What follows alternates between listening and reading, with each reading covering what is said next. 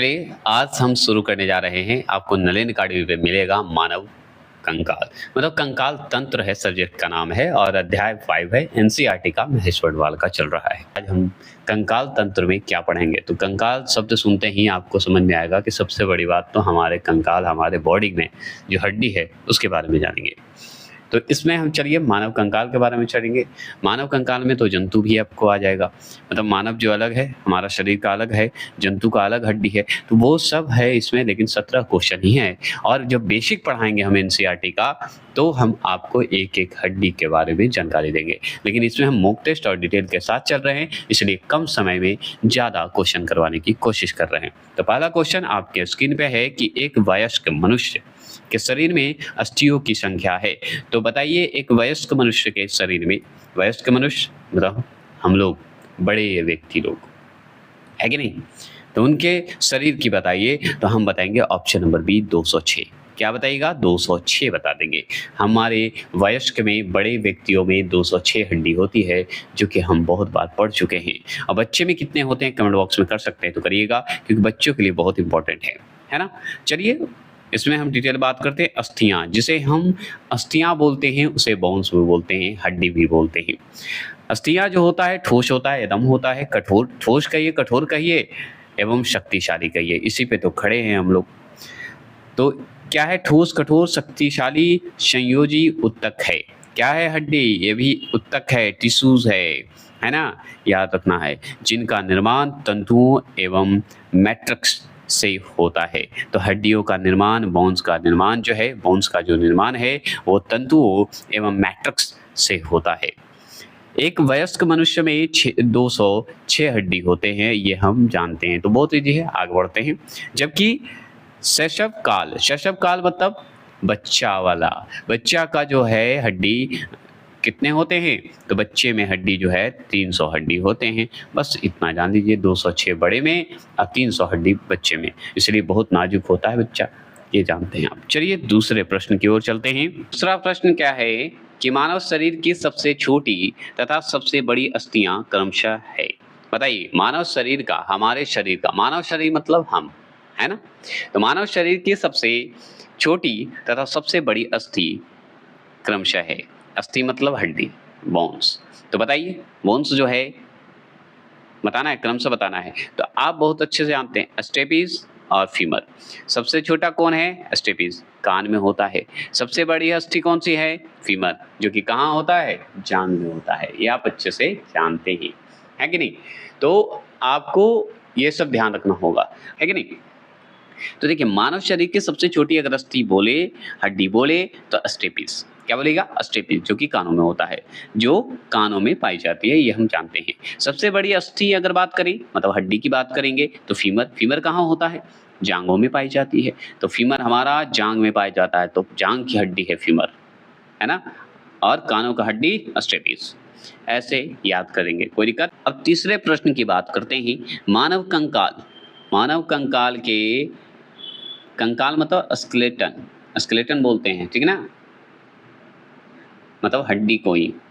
तो मानव कंकाल के संबंध में अशक्त कथन है। अशक्त कथन है मतलब 4 ऑप्शन आपको जानना है, ये चारों ऑप्शन आपको बताना है, अशक्त कथन कौन सा है। तो अशक्त कथन में हम चलते हैं, डायरेक्ट आंसर बता देते हैं, डी होगा। उपांगीय कंकाल में नाखून, बाल, रोम शामिल किए जाते हैं, यही तो गलत है।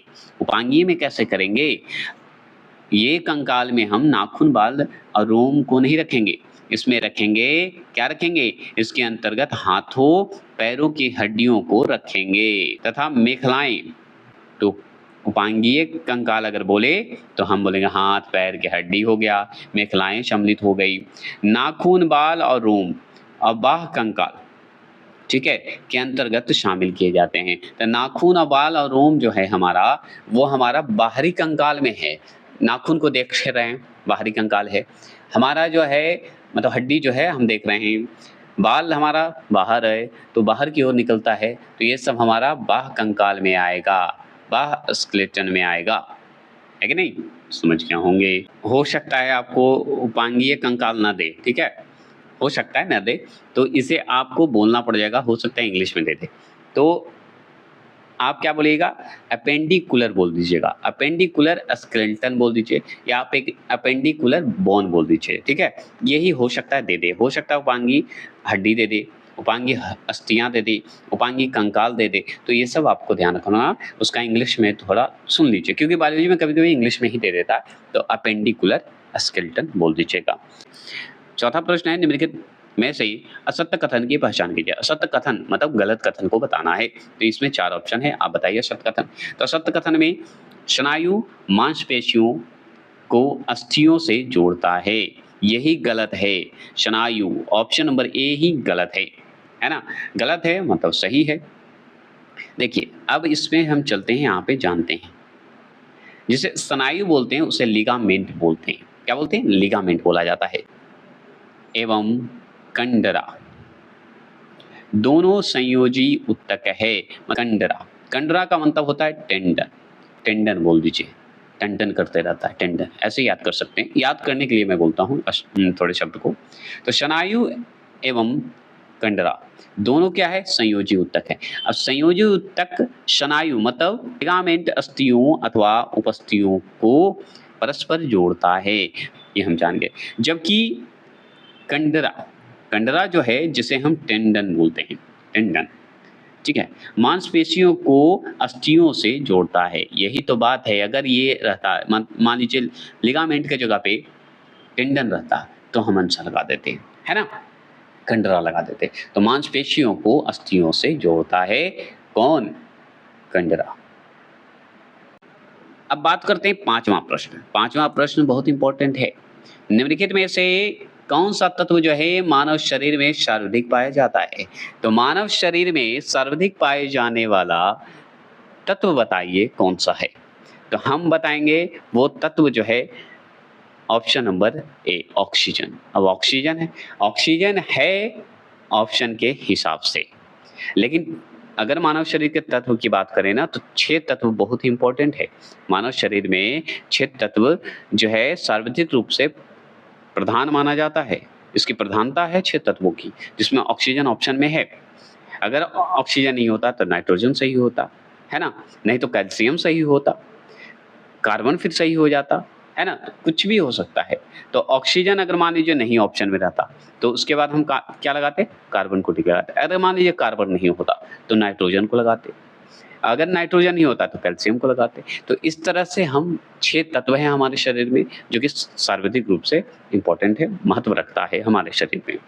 तो मानव शरीर में कितने तत्व, 6 तत्व बहुत ही इंपॉर्टेंट है, जिनका नाम दिया हुआ है मानव शरीर में समान मात्रा में निम्नवत हैं, मतलब मानव शरीर में है। तो ऑक्सीजन की अगर प्रतिशत पूछे तो 65% जो है ऑक्सीजन है हमारे शरीर में तत्व के रूप में, है ना। कार्बन का अगर बात करें दूसरे नंबर पर रखते हैं, 18% है, मतलब ऑक्सीजन के बाद हमारा कार्बन हमारे शरीर में है। फिर उसके बाद हाइड्रोजन का तत्व है हमारे शरीर में तीसरे नंबर पे 10%। चौथे नंबर पे अगर देखें तो नाइट्रोजन आता है, 3.2% हमारा नाइट्रोजन है हमारे शरीर में। अब 5वें नंबर पे आता है कैल्शियम जो कि 1.5% है, समझ गए, कैल्शियम। और 6ठे नंबर पे अगर देखा जाए तो फास्फोरस है। फास्फोरस जो है हमारा 6ठे नंबर पे आता है जो कि 1.2% है। तो 6 तत्व तो हमारे शरीर में है कि नहीं, 6 तत्वों से हैं कि नहीं खड़े हैं, ऐसे याद रखिएगा। चलिए, तो तत्व में पूछे तो 6 का नाम ले लेना है। 6 में से जो ऑप्शन सबसे ज्यादा परसेंटेज में रहेगा उसको पहले टिक लगाना है। अगर सेकंड नंबर पे पूछे तो कार्बन को टिक लगाना है। थर्ड नंबर पे पूछता तो हम हाइड्रोजन को टिक लगाते। चौथे नंबर पे पूछता नाइट्रोजन को लगाते। इसी तरह छठे नंबर पे फास्फोरस को बताते। छठा क्वेश्चन क्या है कि सूची 1 को सूची 2 से सम्मिलित कीजिए। सूची 1 को सूची 2 से सम्मिलित कर रहे हैं तो मिलान कीजिए। तो मानव खोपड़ी की बात करें, स्कल की बात करते हैं, तो मानव खोपड़ी की अगर बात करते हैं तो बताइए इसमें से कितनी हड्डी है मानव के खोपड़ी में। तो मानव की खोपड़ी में दिमाग लगाइए, आपको निकलेगा 29 अस्थियां हैं, 29 हड्डी है मानव की खोपड़ी में। मेरुदंड की बात करें, स्पाइनल कॉर्ड बोलते हैं जिसे, वो बताइए स्पाइनल कॉर्ड में कितनी हड्डियां होती हैं, अस्थियां होती है, बताएंगे तो हम बता देंगे कि भाई इसमें 33 अस्थियां होती है स्पाइनल कॉर्ड में। पसलियां बताइए, जिसे रीवस बोलते हैं, रीव ऐसे बोलते हैं, ठीक है। तो बताइए पसलियां, तो पसलियों में बताएंगे तो पसलियों में हम बता देंगे भाई यहाँ पे दूसरे नंबर पे 24 अस्थियां होती है पसली में, और बचा उरोस्थि। ठीक है, अब ये क्या है, तो इसमें एक अस्थि होते हैं। अब है क्या ये बताएंगे, बता सकते हैं तो बताइए। तो स्टर्नम है ना, उरो अस्थि, तो कितने हैं, ये एक ही होते हैं, बस इतना जान लीजिए। ठीक है, इसे ऐसे पता है क्या बोला जाता है, उरो अस्थि को ब्रेस्ट बोन भी बोला जाता है, ये भी ध्यान रखना है। ठीक है, तो ब्रेस्ट बोन कितने होते हैं, एक होते हैं, जो कि आप देख रहे होंगे जो है हमारा ब्रेस्ट जो है उसके पास हमारा हड्डी है, तो वो एक ही होता है, कनेक्ट होता है ना सबसे। चलिए, तो अगर होगा तो आप सही लगाइएगा, तो इसका आंसर हमारा सी सही होगा, है कि नहीं। चलिए आगे बात करते हैं, तो इसका डिटेल हम जान लीजिए। तो प्रश्न के अगर अनुसार हम देखते हैं तो मानव शरीर के अंगों में हड्डियों की संख्या हम जान गए। मेरुदंड हमारा 33 है, उरोस्थि मतलब ब्रेस्ट बोन जिसे बोलते हैं, एक अस्थि होता है, एक हड्डी होता है। मानव खोपड़ी में 29 होते हैं, और पसलियां जो है 24 है। सातवें प्रश्न की अगर हम बात करें तो अस्थि संधियों के विषय में असत्य कथन की पहचान कीजिए। तो असत्य कथन का पहचान करना है, तो बताइए असत्य कथन क्या है। तो असत्य कथन में यही है ऑप्शन नंबर सी, मनुष्य के घुटनों की अस्थि संधि अपूर्ण संधि का उदाहरण है। क्या है, अपूर्ण संधि का उदाहरण है।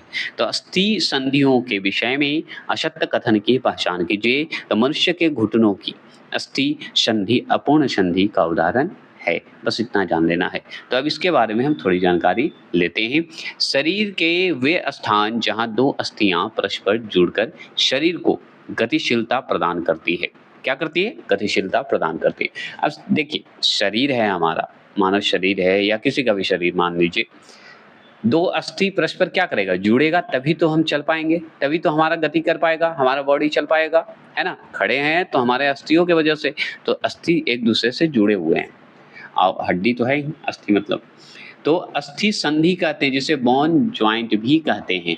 तो अगर एक दूसरे से परस्पर जुड़कर अगर गतिशील प्रदान करता है तो उसे हम अस्थि संधि कहेंगे, बोन ज्वाइंट कहेंगे, वही कहलाता है, वही कहलाती है जो आप बोल सकते हैं।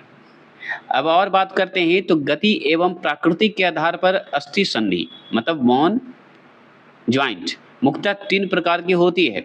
अगर गति के रूप में देखें या प्राकृतिक के रूप में देखें, तो उस आधार पर अगर हड्डी की देखें, संधि की बात करें, जोड़ों की बात करें, तो 3 प्रकार का होता है। एक तो पूर्ण संधि होता है, जो कि पूर्णतः जुड़ा हुआ रहता है। एक अपूर्ण संधि होता है, और तीसरा अचल संधि होता है। तो पूर्ण संधि, अपूर्ण संधि और अचल संधि। तो मनुष्य के घुटनों में अगर देखा जाए तो कंदूक और खलीका, क्या है, खलीका बोलिए, ठीक है। तो खलीका मतलब होता है सॉकेट, खलीका मतलब होता है सॉकेट।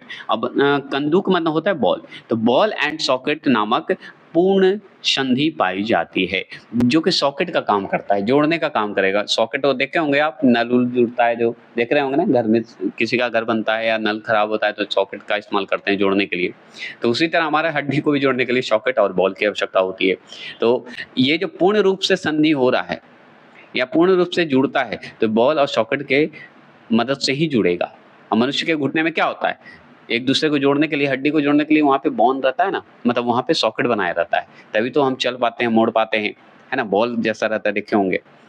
तो ये हुआ। अपूर्ण संधियां मुख्यतः जो है कपाल की अस्थियां होती है, कपाल की अस्थियों और कशेरुकाओं के मध्य पाई जाती है। क्या पाई जाती है, अपूर्ण संधि पाई जाती है। ये तो हम समझ गए, लेकिन यहाँ पे हो सकता है कपाल के अस्थियों की जगह पे कुछ और दे दे।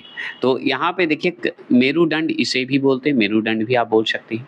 यहाँ देखिए वर्टेब्रे ऐसे बोला जाता है, ये जरूर ध्यान रखना है। अगर मान लीजिए कपाल की अगर बात करेगा, किसकी, कपाल की अगर बात करेगा, तो आप कपाल का क्या दीजिएगा बताइए।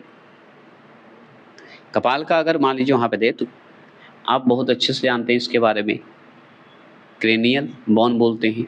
तो कपाल की अस्थियों को क्रेनियल बोन भी बोला जाता है। 8वां प्रश्न देखिए, फॉल्स रिब्स तथा फ्लोटिंग रिब्स किस अंग में पाया जाता है। तो फॉल्स रिब्स है मतलब पसली है, और फ्लोटिंग रिब्स जिसे तैरता हुआ भी बोल सकते हैं आप, पसली किस अंग में पाई जाती है। तो वो बच्छिए पिंजर में पाया जाता है, बच्छिए पिंजर में होता है। अब इसका डिटेल चलिए हम जानकारी लेते हैं। मनुष्य में 12 जोड़ी पसलियां पाई जाती है, मतलब रिब्स पाई जाती है, पसलियां को ही रिब्स कहते हैं, है ना। कितना पाया जाता है, जिसे हम रिब बोलते हैं शॉर्ट में, है ना, याद करने के लिए। तो पसलियाँ पाई जाती है, तो मनुष्य में कितनी पसलियाँ पाई जाती है, 12 जोड़ी पाई जाती है। मतलब कुल कितने हो गए टोटल अगर पूछे तो 24, ऐसे जोड़ी अगर पूछे तो 12, है ना, 24 है तभी तो जोड़ी 12 है। प्रथम 7 जोड़ी पसलियाँ वक्ष के सामने उरोस्थित, मतलब जिसे हम बोलते हैं ब्रेस्ट बोन, है ना, तो ब्रेस्ट बोन में होता है। तो कितनी पसलियाँ होती है, तो हमारा 7 होता है। तो प्रथम है वो, प्रथम 7 अगर पूछे आपसे, पहला 7 पूछे वाला जोड़ी में, तो 7 जोड़ी जो है हमारा, वो हमारा ब्रेस्ट बोन में है, जिसे उरोस्थित बोलते हैं। ठीक है, और पीछे मेरुदंड की कशेरुका से जुड़ी होती है। तो मेरुदंड की अगर कशेरुका में अगर देखा जाए तो पीछे जुड़ी हुई होती है। तो समझ गए, 7 जोड़ी पसलियाँ जो है वो हमारा ब्रेस्ट बोन से और पीछे मेरुदंड की कशेरुका से जुड़ी होती है। तो ये पीछे जो है हमारा मेरुदंड की कशेरुका से जुड़ा रहता है, ये जुड़ा रहेगा, पीछे जुड़ा रहेगा, ठीक है। परंतु 8वें, 9वें और 10वें, 8वें जोड़े, 9वें जोड़े और 10वें जोड़े की पसलियाँ उरोस्थित से न जुड़कर अपने ऊपर की पसलियों से जुड़ी होती है। समझ गए, मतलब 8वां जोड़ा, 9वां जोड़ा और 10वां जोड़ा जो है वो पसली का जो है ब्रेस्ट बोन से न जुड़कर जुड़ा रहता है, ऊपर एक पसली होती है उससे जुड़ा रहता है, मतलब रिब्स से जुड़ा रहता है। किससे जुड़ा रहता है, रिब्स से। तो अगर आपसे डायरेक्ट सवाल ये पूछे कि रिब्स से जुड़ा हुआ बताइए जोड़ी कौन सा है, तो हम बताएंगे 8वें, 9वें और 10वें, जो कि ऊपर के हिस्से में जुड़ा रहता है। किसमें, ऊपर के हिस्से में। तो 8वें, 9वें और 10वें जो पसलियाँ होती है, रिब्स जो होती है, वो ऊपर के हिस्से में जुड़ी रहती है। कहाँ से, ब्रेस्ट बोन के ऊपर वाला, है ना, देख रहे होंगे आप। इसलिए इन्हें जो है फॉल्स रिब्स या गौण पसलियाँ कहा जाता है। मतलब फॉल्स रिब्स इसलिए कहा जाता है और गौण कहा जाता है क्योंकि ऊपर वाला को महत्व ज़्यादा नहीं देता पसलियों को, इसलिए गौण हो जाता है, बेचारा चुपचाप रहता है। समझ जाइए, समझ गए। 11वें तथा 12वें जोड़े की पसलियाँ केवल मेरुदंड से ही जुड़ी होती है। तो 11वें और 12वें अगर बात करें तो मेरुदंड से जुड़ा रहेगा और किसी से जुड़ा नहीं रहेगा, ठीक है।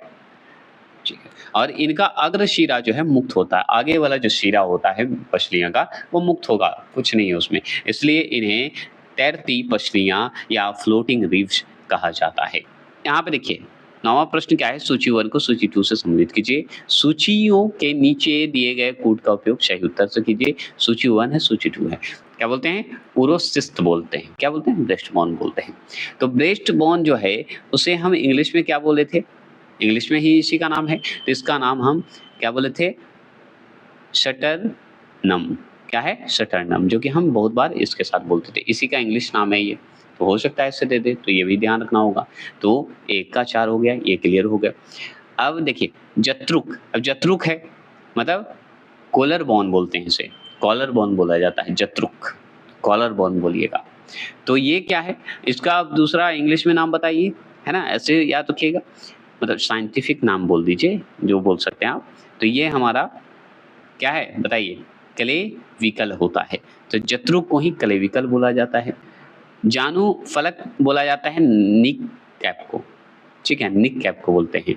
तो जानू फलक जो होता है वो बताइए क्या होता है, बताइए जानू फलक का निक कैप, तो हम बोलेंगे उसको, बोलेंगे पैटेला।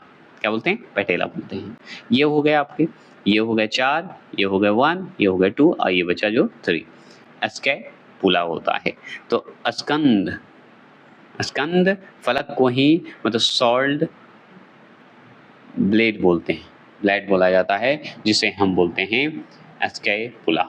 इसका आंसर डी होगा, 4 होगा, ठीक है। इसका आंसर हमारा 4 हो जाता है। बता देते हैं सुमिलित क्या हुआ। तो ब्रेस्ट बोन, ब्रेस्ट बोन जो था क्या था, वो हमारा क्या बोलते हैं उसको, इंग्लिश में ही दिया हुआ नाम था का ब्रेस्ट बोन को, तो इसे बोलते हैं शटर नम बोला जाता है।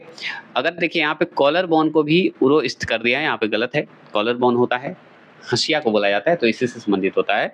तो कॉलर बोन अगर देखा जाए तो इसे हम बोलते हैं क्लेविकल बोला जाता है। और जानू फलक को बोलते हैं निक कैप, जो कि मैंने बताया ऊपर। तो निक कैप जो होता है पैटेला, और स्कंद फलक जिसे बोलते हैं उसे बोलते हैं स्कैपुल, स्कैपुला बोला जाता है, जो कि कंधे के पीछे जो आपको दिखता होगा 2 हड्डी आपको, तो उसे ही कहते हैं, जिसे हम शोल्डर ब्लेड बोलते हैं, जो कि ऊपर शोल्डर ब्लेड किया हुआ है। चलिए 10वां प्रश्न की अगर बात करें हम, 10वां प्रश्न है कि मानव कंकाल से संबंधित रोग एवं उनके लक्षण का सही सुमेल नहीं है। सही सुमेल नहीं है मतलब कि गठिया, सूखा रोग, ये सब जो आपको है, या टेटेनी जो होता है हमारे शरीर में, इसमें से कौन सा नहीं है? तो हमारा ऑप्शन नंबर डी जो है गलत है, क्योंकि उपस्थि के फटने के कारण चलने में दर्द होने लगा, ऐसा कुछ नहीं है। टेटनस होने से फटने लगता है, ऐसे ही थोड़ा सा होता है, उसका अलग है, हम बताते हैं यहाँ पे। देखिए यहाँ पे देखिए लिखा हुआ आगे, तो हम पढ़ लेते हैं। गठिया, गठिया का जो हम पढ़ते हैं, गठिया जोड़ों में सूजन आना, ये सही है। सूखा रोग अगर देखा जाए, मतलब जिसे हम रिक्टस बोलते हैं, रिक्टस। कैल्शियम व फास्फोरस की कमी से बच्चों में कमजोरी आना, ये होता है। एक होता है ऑस्टियोपोरोसिस, जो कि अस्थियों मतलब हड्डियों का कमजोर होकर भंगुर हो जाना, ठीक है। अगर बात करें यहाँ पे डी, डिटेल बात करते हैं, तो डिटेल में अगर हम चले तो यहाँ से बढ़िया आपको दिखेगा। यहाँ पे है टेटेनी नाम जो रोग है वो शारीरिक तरल है, मतलब कोशिकाओं के बाहर स्थित तरल से होता है। तो कोशिकाओं के बाहर स्थित तरल से होगा टेटेनी। और टेटेनी नामक रोग जो है सरल शारीरिक तरल है, तो तरल में क्या होता है? कैल्शियम मैग्नीशियम की कमी अथवा पोटाशियम की अधिकता से होता है। तो कैल्शियम मैग्नीशियम की कमी तथा पोटाशियम की अधिकता से होता है। इसमें पेशियों में अनैच्छिक संकुचन होने लगता है, ठीक है, मतलब अनैच्छिक रूप से जो है सिकुड़ने लगता है, एकदम क्या बोलते हैं उसको, दर्द बढ़ जाता है, ये होता है, पेशियों में होता है, बस इतना ध्यान रखना होगा। टेटेनी अगर जोड़ देता, उपस्थि में जोड़ दिया, यही गलत है। ये टेटेनी जो है पेशियों में होता है ना, टेटेनी चढ़ जाता है तो मसल्स में होता है, बस इतना ध्यान रखना। और कैल्शियम और मैग्नीशियम की कमी अथवा पोटाशियम की अधिकता होने से, पोटाशियम अगर बढ़ गया और कैल्शियम का मैग्नीशियम कम गया तभी होगा। 11वां प्रश्न है कि मनुष्य में कितने दांत 2 बार निकलते हैं? तो मनुष्य में कितने दांत जो है 2 बार निकलते हैं? तो 20, और कुछ नहीं, हम जानते हैं 2 बार होता है, एक बचपन में टूट गया, फिर उसके बाद तो टूटेगा तो टूटते रह जाएगा, बूढ़ा होते जाइएगा। मनुष्य में 20 दांत 2 बार निकलते हैं। कितने निकलते हैं? 20 गो दांत जो है 2 बार निकलता है। ये अस्थियां दांत कहलाते हैं। क्या कहलाते हैं? ये अस्थियां जो है दांत कहलाएंगे, हम जानते हैं, हड्डी ही होता है दांत। मनुष्य के प्रत्येक जबड़े में 16 दांत होते हैं, मतलब टोटल 32 दांत होंगे। जबड़े के हर जबड़े में, प्रत्येक जबड़े में, मतलब ऊपर और नीचे दोनों में 16 होंगे, तो 32 हो जाते हैं। इन्हें 4 वर्गों में बांटा जाता है। कितने वर्गों में? 4 वर्गों में बांटा जाता है। और 4 वर्गों में बांटा जाता है तो प्रत्येक जबड़े में 4 धारदार एवं चपटे दांत होते हैं। तो 4 में से पहला का नाम है कृंतक। क्या बोलते हैं? कृंतक। तो कृंतक जो दांत है वो हमारा चपटे दांत मिलेंगे आपको, समझ गए? या धारदार, जो काटने लायक हो जाए, धारदार वही होता है, तो कृंतक। एक होता है रदनक। रदनक जो होते हैं, प्रत्येक जबड़े में 2 नुकीले दांत होते हैं, जो 2 नुकीले दिखते होगा काटने के लिए, फल काटने के लिए 2 नुकीला, तो वो रदनक। ऐसे याद करने के लिए मैं बोल रहा हूँ, सुनते रहिए बस। अग्र चवर्णक, अग्र जो आगे वाला भाग होता है चबाने के लिए, अग्र भाग, तो प्रत्येक जबड़े में 2 चौड़े दांत होते हैं, देखे होंगे चबाने के लिए, अग्र चवर्णक, ऐसे याद रखिएगा। चवर्णक एक होता है जो कि प्रत्येक जबड़े में 4 अधिक चौड़े दांतें होती हैं। 4 गो अधिक चौड़ा दांत निकलेगा आपको चवर्णक में। चबाने के लिए 4 दांत आपको दिखना चाहिए, तभी तो चबा पाइएगा। तो 4 दांत से चबाएंगे। 2 दांत हमारे जो है अग्र चवर्णक होते हैं, आगे से चबाने की बात होती है, तोड़ने मोड़ने की बात होती है। और 2 नुकीला होता है जिसे हम रदनक बोलते हैं। और एक चपटे होते हैं, 4 चपटे दांत मिलेंगे आपको, जो कि धारदार कर देगा आपको, है ना, ये ध्यान रखना है। तो उसे हम कृंतक बोलते हैं। अब ये सब की बातें तो जान गए। चवर्णकों को जो है बुद्धि दांत भी कहते हैं। चवर्णक को कहा जाता है कि भाई बुद्धि वाला दिमाग आ गया, अकल वाला दिमाग आ गया, चवर्णक वही होता है। तो चवर्णकों का बुद्धि वाला दांत है। जो इम्पोर्टेंट हम बता देते हैं, इसमें सवाल हो सकता है। कृंतक का जगह पे दे दे तो इंसाइजर बोल दीजिएगा। इसी का इंग्लिश में पूछ दे कि इंसाइजर में कितने होते हैं, तो प्रत्येक जबड़े में 4 दांत होते हैं। ठीक है, तो कृदंतक कितने होते हैं? तो 4 होते हैं। एक तो आपको प्रीमोलर्स होते हैं, जो कि आप अगर चवर्णक बोलते हैं, आगे जो होते हैं प्रीमोलर्स होते हैं और चवर्णक को ही मोलर्स बोला जाता है। तो अगर हो सकता है प्रीमोलर्स पूछते कितने होते हैं, तो 2 चौड़े दाँत होते हैं। अगर मोलर्स पूछते तो आप बताइएगा 4 अधिक चौड़े वाले दाँत होते हैं, जिसे चवर्णक को ही बोला जाता है, बुद्धिमत्ता वाला दाँत, बुद्धि वाला दाँत, है ना? तो ये आप जान गए। और एक और होता है जो कि बहुत ही इम्पोर्टेंट है, क्या बोलते हैं? कि जो आपका देख रहे हैं केनाइन, तो केनाइन जो होते हैं इसमें कितने दांत होते हैं? तो 2 नुकीले दांत होते हैं। बस इतना ही जान। 12वां प्रश्न क्या है कि मानव शरीर में होता है। तो मानव शरीर में क्या होता है? लगभग 70% जल होता है। तो मानव शरीर में कितने प्रतिशत जल होते हैं? 70% जल होते हैं। और 70% जल है तो सुनिए, मानव शरीर का अधिकांश भाग जल से ही निर्मित होता है। शरीर में जल की औसतन मात्रा अगर पूछे लगभग तो 60 से 70% होता है। शेष अन्य कार्बनिक पदार्थ होते हैं। तो शेष हमारा जो शरीर का बना हुआ है कार्बनिक पदार्थ से बना हुआ है। ऐसे 70% होते हैं, 60 से 70% जल ही होता है। जल हमारे शरीर का तापमान नियंत्रण करने तथा अपचायी क्रियाओं को संपादित करने में महत्वपूर्ण भूमिका निभाता है। तो एकदम बात सत्य है कि हमारा जो है तापमान को नियंत्रित कौन करता है? जल ही करेगा। ये सब हम जानते हैं। मानव शरीर के अंग की अगर बात करें और जल का प्रतिशत बात करें, किसमें सबसे ज़्यादा जल की मात्रा है?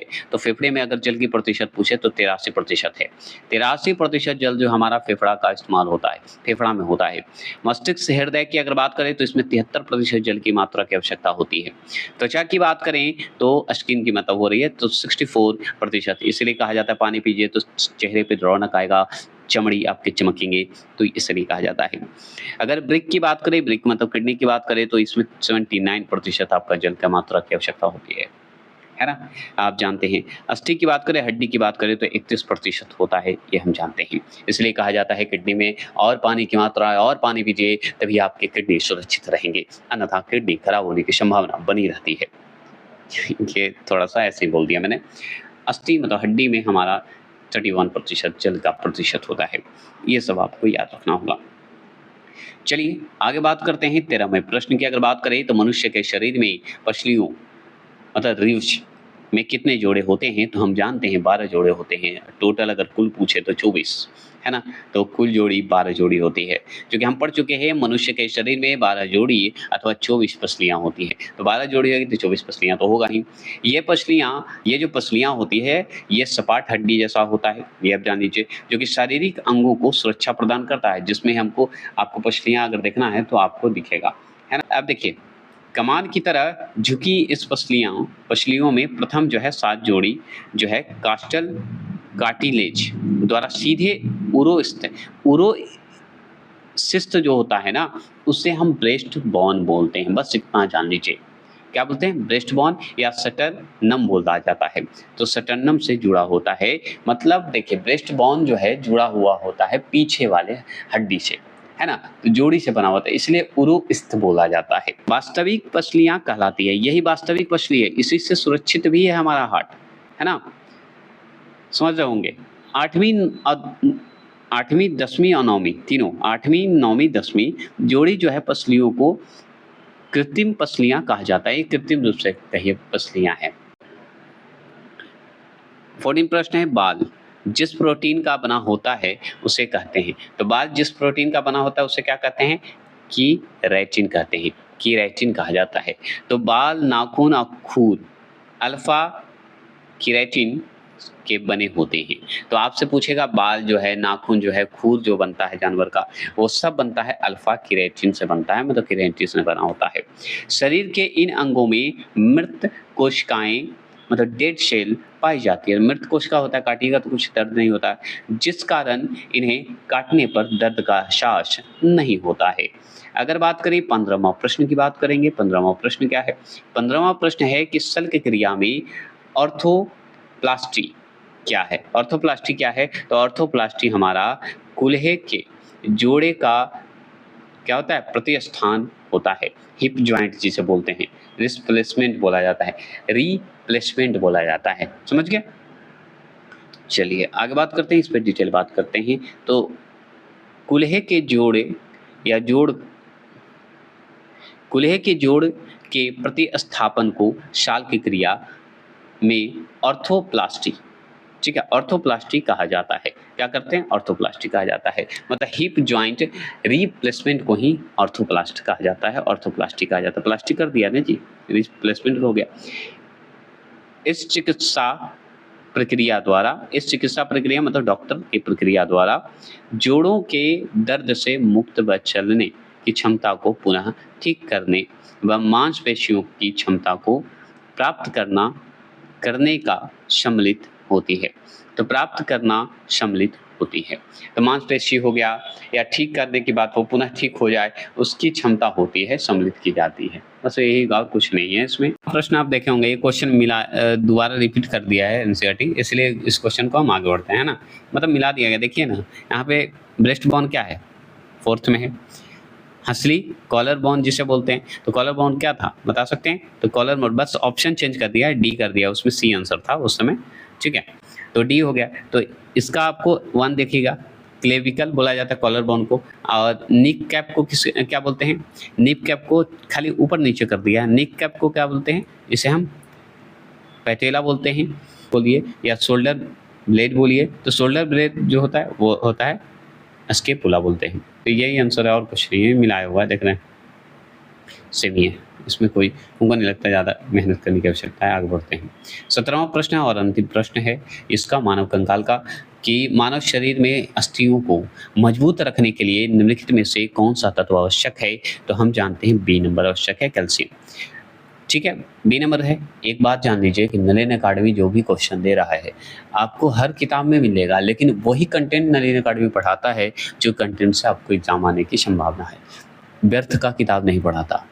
तो ज़रूर पढ़ सकते हैं और विश्वास के साथ आप पढ़िए, आपको 100% रिजल्ट होगा, नलिन अकादमी वादा करता है। मानव शरीर में या बात करें, मानव शरीर के अस्थियों को मजबूत रखने के लिए कैल्शियम अत्यधिक महत्वपूर्ण होता है। कैल्शियम है तभी तो मजबूत हैं। इसके अभाव में अस्थियाँ जो होती है कमज़ोर हो जाती है और अस्थि क्षय प्रारंभ हो जाता है, हड्डी कमज़ोर होने लगता है, ठीक है। कैल्शियम मनुष्य में दांतों को भी मजबूत रखने में सहायक होता है। तो कैल्शियम तो भाई पूरा ज़रूरी है हम लोग के लिए, हड्डियों के लिए तो बहुत इंपॉर्टेंट है, तो दांत भी इंपॉर्टेंट है। चलिए, तो आज के लिए इतना ही रखते हैं, फिर मिलते हैं नेक्स्ट टॉपिक श्वसन तंत्र से। जय हिंद, जय भारत। डेली रात को 10 बजे आपका ये वीडियो चलते रहता है और नेक्स्ट आ रहा है 8 बजे आपका वीडियो। आज नहीं तो कल आएगा इसलिए क्योंकि कल जो आपका वीडियो आएगा महा मैराथन आने वाला है। सिर्फ मुगल का जितना क्वेश्चन हो सकता है सारा क्लियर रहेगा। जय हिंद, जय भारत।